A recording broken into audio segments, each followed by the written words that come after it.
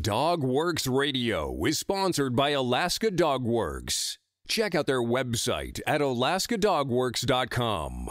You can support this podcast on patreon.com/First Paw Media.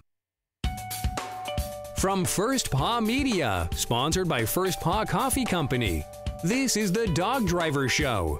Visit our website at dogworksradio.com. Now here are your hosts, Robert Forto and Kourosh Partow. Hello and welcome everybody. This is Robert and I'm here with my co-host KP and we are the Dog Driver Podcast. And today we have a local musher calling in from Wasilla, Alaska. His name is Eddie Duque. KP, what do you know about Eddie? Oh gosh, I know Eddie for many, many years. Probably the nicest person in the sled dog circuit. Super enthusiastic. I always joke with him. I enjoy, his energy that he brings to the races. He's volunteers for a lot of different organizations. He's a very competitive dog team in 6-dog class, and I love him. He's a good guy. Eddie, welcome to the show, and tell us how you started in the sport and who you are. Yeah, hey, thank you guys for having me on. My name's Eddie Duque. I live in Wasilla, Alaska. I hail from Massachusetts, and before that, New York City.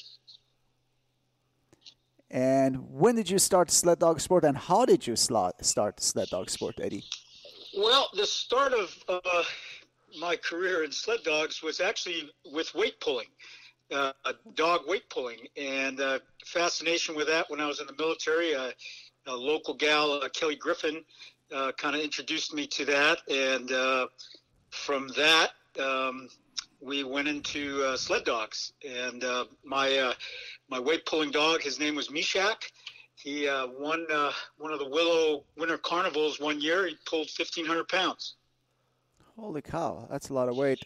When was that, Eddie? Oh, geez, that's got to be back in 2003, I believe, is when he did that. Okay, and then you got involved in the sled dogs and the kids, correct? Correct. And to backtrack, Mishak was with us for a while. We started sled dogging, mushing actually before that. We started back in 96, 97. All three of my kids back then, Seth, Nicole, and Shane. And we actually started at Chugach Dog Mushers is where our career in dog mushing started. I actually saw a picture of the kids, your kids, in one of the posters of Chugach Dog Mushers when they were kids. They're way smaller now. Oh, yeah. They're, you wouldn't recognize them now. So it was mainly the kids racing, and you just basically took them around different races and training? Well, I was the kid too. Within me, I've always wanted to do that. I saw a National Geographic's movie or documentary one time on sled dogs when I was living in New York City in the concrete jungle, and I fell in love with that. And then my kids, when we got up to Alaska, I got my kids involved. Actually, a neighbor.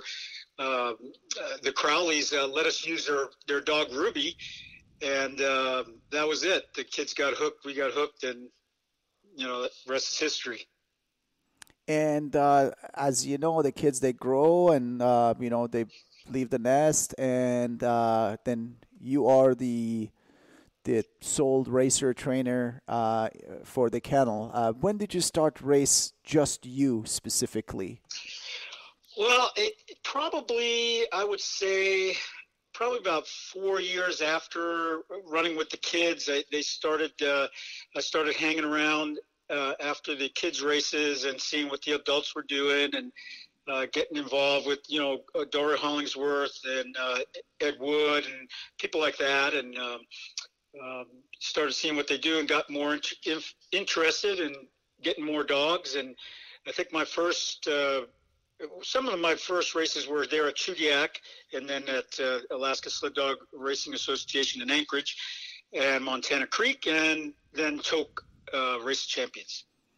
And you've been racing in the 6-dog class for a while. I mean, I remember seeing you. Time. Yeah, a lot of time. And Do you train at home or you go to any of the specific trails to train?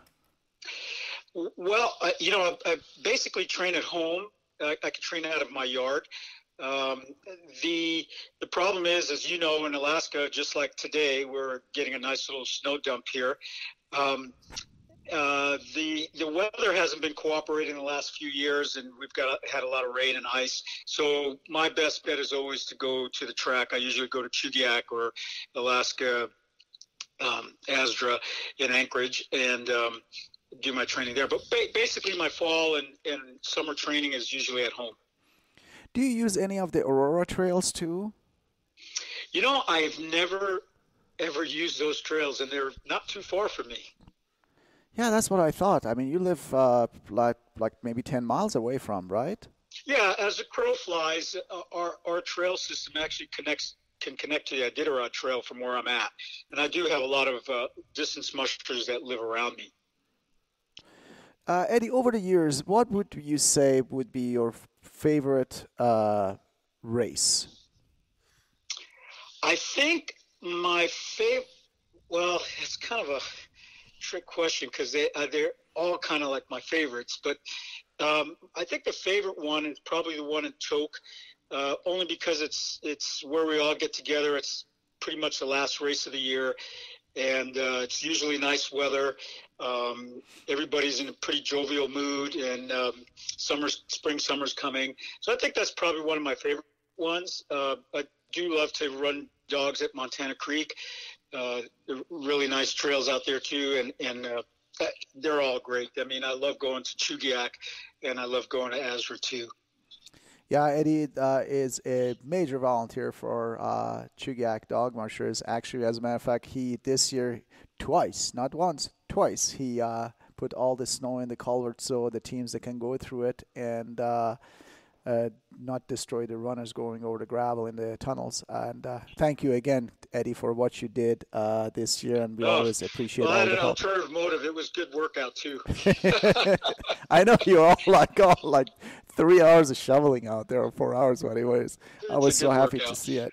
That was cool. So tell me about your dogs. Where are they coming from, and where you got them from originally, and what you have going? Okay, so like one of my first dogs we ever got was from Dee Dee John Rowe, and we had her for all her life. She ended up passing away at our kennel, and but we had her first from Dee Dee, and then I've gotten other dogs from other people. You know how that is. People are always willing to share their dogs with you, and a bulk of mine came from Dory Hollingsworth. I've gotten a lot of dogs from her over the years, and really nice dogs. And they come back from the Taylor family, is where a lot of those dogs came from. And Ken and Lori Chezik, I've gotten a lot of dogs from them, or a couple dogs from them, and now I've got more dogs from them now because of offsprings and from breeding. And I've got one dog that came from Mari Rado from Deb McGrath, and I think that's about it. Ed and Joe Wood, I've gotten dogs from them too. And you said that you answered kind of my next question. So you have a litter going on, and you have some puppies for, I guess, yearlings for next year. Are you excited about that? I am excited. I just got to run them the other day, a couple of them, and it was really promising. First time in harness, first time on a sled, and I took a video of it because I have to be a proud papa. And they did really good. I've been trying to get a little bit more of the husky line in with a little bit more fur to kind of battle these colder winters that seems like we've been having the last couple of years. And for these guys, and this litter seems to be proved out really well that way. Yeah, I looked at a couple of them. They look beautiful dogs. So with this new generation, do you have new plans? Are you planning to race different races, different classes? Yeah, my plan was always trying to get up to 8 dog and above. I just had some physical limitations at the time, and also dog limitations. You know how that is. They seem to be doing well in training, and then when you get to a race, they don't pan out as well, and so you have to drop them back. And I always found myself back in the 6-dog class. So, but it's a fun class to be in. But I'd like to do some other classes too. It would be nice to do, 8-dog or higher. You being in military and Coast Guard for years, do you think that gives you the discipline to stay focused and push, trainings and races and volunteering and everything on schedule? For sure. One of the biggest sayings that we had in the Coast Guard was attention to detail. And in dog mushing, it truly is an attention to detail sport. And it really is, and it's very mechanical, and I like that kind of system. And it fits really well with me. Yeah, I always notice that you're very meticulous about your equipment, your truck, your harnesses, everything aligns, and definitely you can see this little military OCD part in you, which is good. Yeah, it's good. It drives me crazy sometimes too, but it is good to not forget something like I've done before. Eddie, are you still active duty Coast Guard? No, I'm not. Okay. I was going to ask, and I guess this is a good question because I don't think we've ever had somebody that was active duty military on the show. Were you ever active duty as a dog musher? No, I've come to watch the Iditarod when I was in the Coast Guard, and I've done some weight pulling when I was still in the Coast Guard, but not dog mushing. Gotcha. Yeah, I was wondering what would a person active duty do if they had, a dozen odd dogs and they went from Alaska to Florida per se. I guess they would have to they'd have to sell out quick, I guess. Yeah, they'd sell out. I mean, I knew an orthopedic doc that she used to run out of Chugiak, and she got transferred, but she had a bunch of dogs out Buffalo Mines area here in Alaska. Gotcha. KP? Actually, no, speaking of military, I actually knew a kennel, decent-sized kennel in Salcha, and they were husband and wife, both military, and they got transferred to Oklahoma. And oh, my Lord. They didn't go. They had to sell out quick. They had to sell out. I believe they took like 4 or 5 dogs back with them, but that was all, right? Yeah. And in Oklahoma, what are you going to do with the sled dogs out there? Yeah, and, totally different. Yeah, completely different. I'm assuming it's going to be very tough to do that. Yeah. Eddie, tell me about your training program and how you start your dog team and when you start your dog team. So our little motto in my kennel is if you're not training your dogs, your dogs are training you. So I do a lot of off-season mushing. I do a lot of Schützen, which is with my German Shepherd. So we do a lot of obedience and police dog work. So I kind of bridge that over into my sled dogs. I try to do a lot of obedience training with them in harness. I like to have a dog that holds out the line and, try not to hook them down in the front, but, you have to when you're at a race. But I try to teach them that discipline. I try to teach them all something in obedience. So when we get out on the trail, they know what to expect from me and what I expect from them. And usually we start probably the latter part of August. And just keep on track with the weather, see what the temperature is like. If it gets too warm, obviously we don't really go out much, don't do a long run. Usually take water bottles with me and I stop a lot, squirt some water in their mouth, give them something to drink, while we're out there. But as it gets cooler in the fall, we start doing a more disciplined training every week. I try to change it up, do some different things, either free running or I've even had those parachutes on my dogs, running with those too. Parachutes? Tell me about that. Well, they're the parachutes that you see a lot of these runners they use for resistance training. Uh-huh. So it's kind of hard to do with a bunch of dogs. You have to do them one by one. But it was kind of fun. I always like to be innovative, try to do something different, or if I see somebody do it, for a single dog, I say, I wonder if that'll work with a dog team. So, sometimes I'll play with that, and I'll put one of those runners' parachutes on their harness, and then I'll take off with the dogs down the trail, and they'll chase me, and they got that resistance behind them. That's interesting. You got to send me a picture of that. I've never seen something like that before. Oh, I will. I have a picture of that. That's pretty cool. How big is that parachute? Like 3 feet? Yeah, it's a good size. I mean, you can take it in a little bit, but it's kind of fun. The dogs love it. It's something different. You know what I mean? Of course. Everything is, And then after that, you start with the ATVs and the traditional training? Yeah, then I just start doing the traditional training. You're right. And do you carry this through all the way through the wintertime the same way? Yeah. I mean, you just try to change it up, try to do something different, and then try to go to different trails so it's not always the same place, you know what I mean? Mm-hmm. Head over to Chugiak or Azra or Montana Creek and try to, do some different trails so the dogs don't get bored. Yeah, definitely. And do you change your diet during the year, or you stick with the same diet year round? Yeah, I'm an old timer. I've been cooking rice for my dogs since I started. I learned that a long time ago from some of the older mushers, and I cook rice, and they get rice every night in their meal. And in the summertime, I kind of back off on a lot of oils and fats, and in the wintertime, I add those back in, because of the cold weather and more energy, more strength, stamina. Yeah. So you do rice and fish like the traditional Alaskan way? Well, I don't do fish. I just do rice. I cook rice every night, and I also cook rice when I'm going to races.